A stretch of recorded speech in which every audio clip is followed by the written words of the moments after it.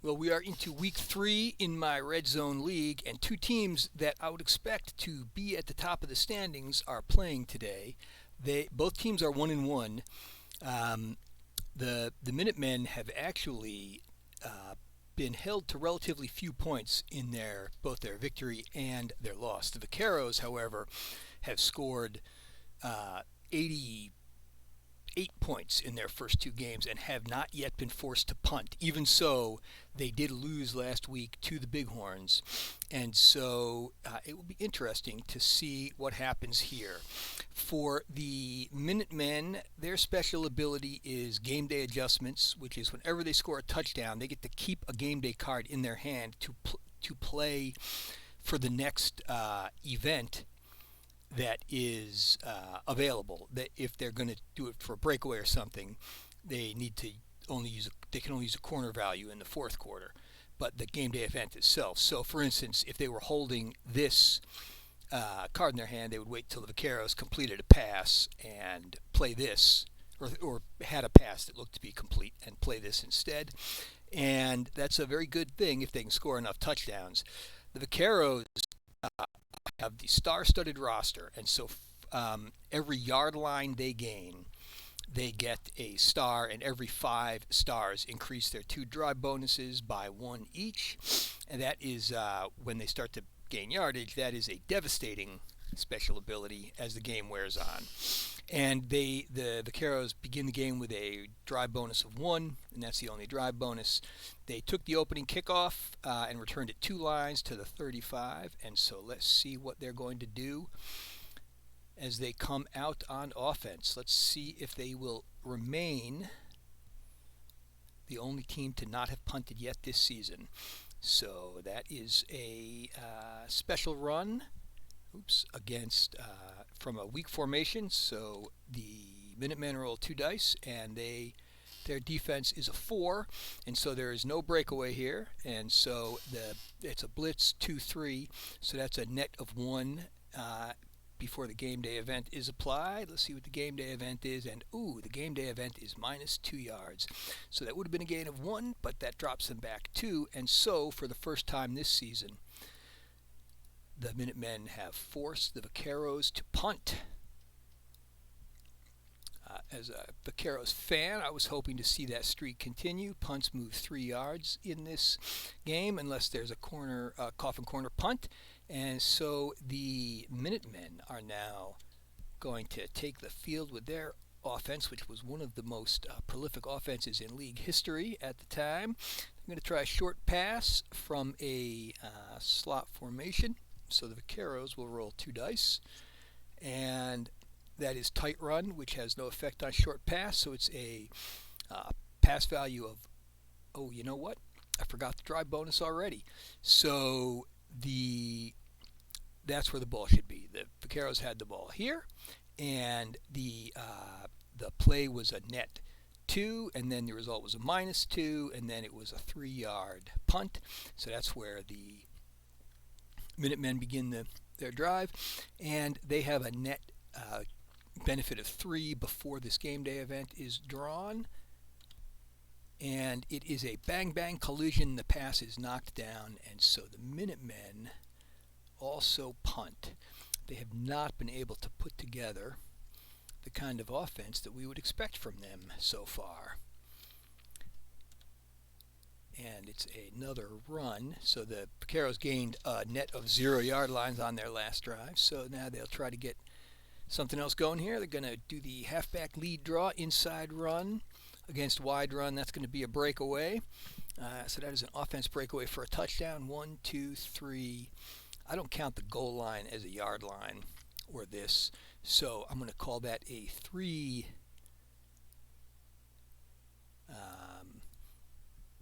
A gain of 3 yard lines. So here we go. And so now they have collected 3 stars. So you can see how quickly that drive bonus could start to, let's see if they make the extra point. You could see how quickly that drive bonus can start to ramp up for the Vaqueros here. And they did have a hell of an offensive line and the greatest running back who's ever played. So there's that. So the Vaqueros take a 7-0 lead here in the first quarter, and now the kick return for the Minutemen is a -1. That means that the Minutemen have muffed the punt, and they're starting in -1, -2 territory, which means that this could, if this play loses yardage or if it's a penalty that would lose yardage, it is a safety. And so they are going to throw a play action pass from their 2 tight end formation. That was a big thing for this team back then. And that's a tight run, play action pass. I'm pretty sure that that is a breakaway touchdown for the Minutemen. So the first thing that happens for the Minutemen is they pull this card here. And now this is a great card for them. They can force the Vaqueros to throw an incomplete pass. So now we see if they make the extra point, and as usual they do, and so the Minutemen are on the board with a game-tying touchdown as the first quarter comes to a close. And now let's see what the Vaqueros do with the kick return. Not much. They bring it out to the 15-yard line. They're going to call a play here. And they're going to try a short pass. And this here needs to go away. I'm not sure why that remains there. Oops, that's not correct. Tabletop Simulator, so fiddly sometimes.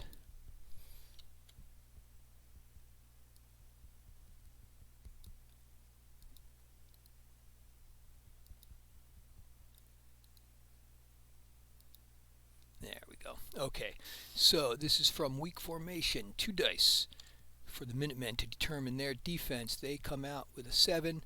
It's a zone against a short pass. That's nothing. So this is a minimum gain 1 pass play. So this is a net of 1. Before the